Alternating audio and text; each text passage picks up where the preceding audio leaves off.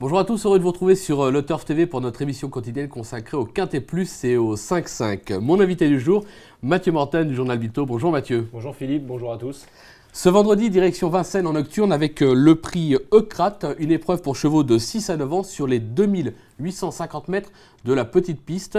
Une épreuve où il n'y aura que 13 partants, donc une course qui s'annonce limpide, mais attention, ces petites pistes, on peut avoir des surprises. Le sommaire du jour, l'analyse du Quintet Plus 5-5, la stat du jour, le prono de notre consultant, sans oublier un petit ticket pour nos amis internautes. Alors Mathieu, on démarre avec ce qui s'annonce comme le grandissime favori de la France entière, le 6 Tornado de l'Océan, qui vient de renouer avec le succès, qui sera pieds nus, base logique et solide. Très très grosse base au départ de ce quintet, je suis en entraînement de Pierre Lévesque bien sûr, donc c'est un gage de sûreté. Le cheval vient de gagner avec ses fers à Cherbourg en plus, voilà, pour ce qui était une petite rentrée pour lui. Voilà, en vue de ce quintet là sur la petite piste, il sera déféré des 4 pieds, on l'a vu s'imposer et battre ce même style d'opposition cet hiver sur la grande piste. Donc tous les feux sont au vert. Ouais, difficile de ne pas l'imaginer jouer la gagne. Derrière, on pourrait presque appeler ça un petit coup de poker avec le numéro 9 Twig. Alors, ça sent la course visée, ça sera déféré des 4, ça n'a pas été le cas depuis longtemps. C'est pour ça que vous l'avez tenté en 2 ? Voilà, Twig, c'est un super cheval qui était chez Yannick Alain-Briand en début de carrière dans le sud. Et il est remonté chez son éleveur propriétaire Bertrand Carnivinen par la suite. Et quand il est revenu sur Vincennes, il avait enchaîné 2 ou 3 succès l'an dernier sur la grande piste dans des chronos canons, en étant seulement déféré des postérieurs. Il a été déféré une fois des 4 pieds d'ailleurs, ça s'était pas bien passé, mais bon, je n'en tiens pas rigueur. Voilà, maintenant le petit problème c'est que Bertrand Carnivinen avait arrêté son cheval et il a eu beaucoup de mal à le retrouver. Et là, on ne peut pas dire que les derniers parcours en province soient très très rassurants. Mais bon, c'est une belle course pour lui sur ce qu'il nous avait montré par le passé. Il sera déféré des 4 pieds avec Franck Nivard. J'ai eu envie, c'est un cheval que j'aime bien, c'est plus un coup de cœur qu'une vraie base solide, quoi. D'accord. Mais je pense que s'il doit refaire parler de lui, ce sera ce vendredi. D'accord, on l'aura compris, donc on vous fait confiance. Derrière, le 11, Tinus de Prélong. Alors lui, première fois pieds nus. Première fois pieds nus, oui, entraînement de Jean-Michel Baudouin. Voilà, un cheval que je ne suis pas particulièrement fan, mais qui est très pratique, qui fait toutes ses courses. Voilà, on peut le mettre partout dans un parcours, il sait finir ses courses. Déférer des 4 pieds la première fois, on sait ce que ça peut donner sur les trotteurs. Donc moi je m'en méfie énormément et je le vois comme une base solide dans le quintet, quoi. Bon, on va faire confiance, on va s'en méfier également. En 4e position, le 13, Ton rêve de chaos. Alors, si je ne me trompe pas, il est à 320 € de l'élimination. Donc c'est un engagement de rêve.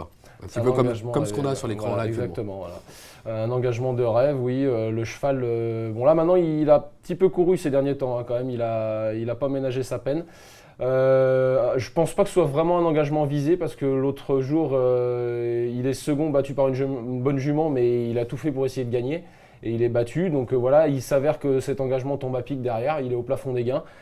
Le seul petit pour ce cheval, c'est que c'est pas un grand débouleur. Donc là, 13 partants, on peut avoir une course tactique. S'il démarre pas trop, il peut peut-être être obligé de faire des efforts, mais sur ce qu'il nous a montré cet hiver, notamment sur la grande piste où il a gagné un 2700 mètres comme un cheval dur, quoi. Il avait été devant. Ouais, la manière d'effort. C'était vraiment très très bien. On est obligé de lui voir une des 3-4 premières chances de la course. D'accord. Derrière, le numéro 8, Tony Boy. Alors, c'est un cheval qui est adepte des pistes plates, donc évoluer sur la petite piste, ça ne le dérangera pas. Maintenant, pour la gagne, ça semble peut-être un peu barré, non ? Moi, je ne veux pas vous le cacher, je ne suis pas un grand fan de ce Tony Boy, mais car ce n'est pas un cheval qui fait toutes ses courses. Il est un petit peu. Jean-Michel Bazir est obligé souvent de le piéger en lui mettant des artifices, genre style le bonnet fermé ou quoi. Il lui enlève, il lui remet. Il faut toujours être un peu dans le piège avec ce cheval-là. Bon, c'est un bon cheval, mais il ne veut pas toujours s'employer, quoi. Bon, là, l'autre jour, c'était très bien. Il reste sur une seconde place sur ce parcours-là en rendant la distance. C'était bien, il marchait 14, mais je pense qu'il va falloir aller beaucoup plus vite là cette fois. Donc je l'ai placé en 5e position, mais maintenant avec la maestria de Jean-Michel Bazir, on est obligé de l'avoir sur ses tickets. C'est clair. Et ça va être conforté par la stat du jour, puisque elle nous parle donc du passé de ce prix Eucrate, qui révèle que le plus gros numéro âgé de 6 ou 7 ans, ayant fini ses 2 dernières courses dans les 6 premiers à l'attelé, affiche 100% de réussite. Donc c'est du 7 sur 7, puisque c'est les 7 dernières années. Tony Boy est le seul à répondre à ce critère. Donc Tony Boy, on a compris, on s'en méfie, plus pour une place. Derrière, le 4, on va essayer de ne pas écorcher son nom, le 4, Tischendorf Pad, un cheval sur la montante, on pourrait dire. Oui, un cheval qui vient de faire une rentrée propre en province avec Nathalie Henry, c'est l'entraînement de Mathieu Abrivard, donc c'est sa compagne qui le menait en province. Le cheval a très bien couru. On a eu Mathieu Abrivard au téléphone, il nous a pas caché qu'il visait une étape du Trophée Vert à Écomois avec ce cheval-là. Donc, mais il a besoin de gain. Donc l'idéal, ce serait qu'il prenne une 4e, 5e place.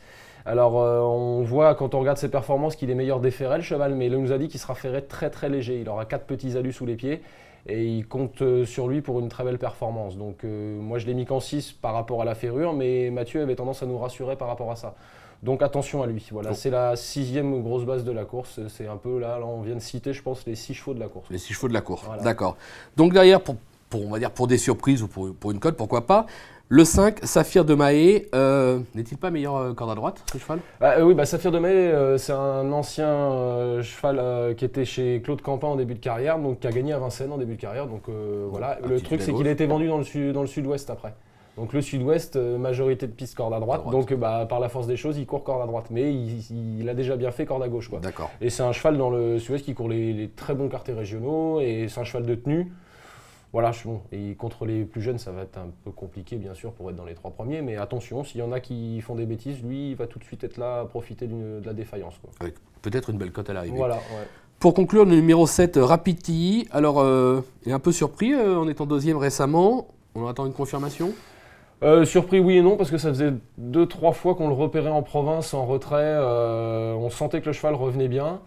On savait que la course visée, c'était la course montée d'avant. Où il l'avait déferlé des 4 pieds, le cheval s'est pas du tout plus sous la selle, il a fait une non-course, quoi. C'était pour bon, maintenant voilà, Rapiti, on le connaît bien, il commence à avoir de l'âge, il a aucune marge contre ses cadets, quoi. Donc voilà, maintenant c'est l'entraînement Benjamin Goethe, déferré des 4 pieds, il y a un pilote, le cheval est en forme, il vient d'être 2e mais dans un lot moindre, hein, donc bon voilà, c'était dans le sud-ouest l'autre jour. Bon, là, faut voir. Pour une place, mais vraiment en cas de défaillance, je suis pas. C'est le genre de cheval qui... par défaut, parce que le reste des concurrents sont ou en reprise ou ne sont pas prêts, ou voilà, ou sont hors de forme. Donc, il restait lui, donc on l'a mis, quoi. Le genre de cheval, on va dire, qui peut s'amuser à venir ramasser les morts. Voilà, faire une course et prendre une mauvaise 5e place, mais une 5e place. Voilà. D'accord, on l'aura compris.